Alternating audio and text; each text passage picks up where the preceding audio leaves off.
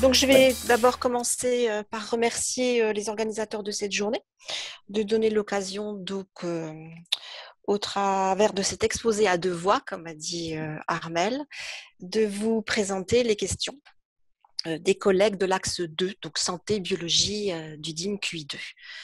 Donc, au sein du CESP, donc du Centre d'épidémiologie et de santé des populations, je dirige l'équipe d'épidémiologie respiratoire intégrative.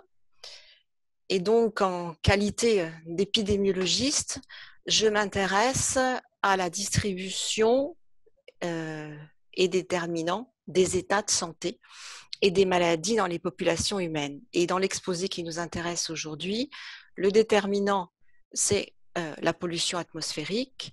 Et il y a plusieurs états de santé. Comme a dit Gilles tout à l'heure, on s'est surtout intéressé au début à la santé respiratoire et cardiovasculaire, mais vous allez voir qu'il y en a d'autres. Et donc, on étudie les associations entre la pollution atmosphérique et ces événements de santé, dans l'objectif de pouvoir prévenir, bien sûr, et de pouvoir intervenir. Donc, ce sont des questions avec finalité de santé publique. Alors, les effets de la pollution atmosphérique sur la santé, il y en a deux types. Il y a ce qu'on appelle les effets à court terme.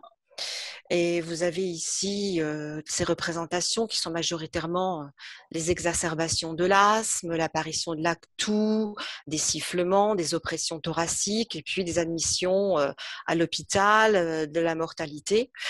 Et ces effets à court terme surviennent quelques heures ou quelques jours après l'exposition et notamment après une forte exposition, donc un pic, ce qu'on appelle un pic de pollution.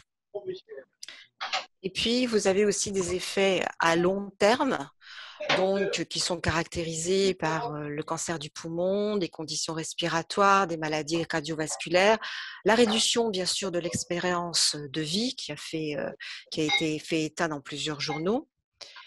Et puis, ces effets apparaissent des années après l'exposition et peuvent apparaître même à très faible exposition.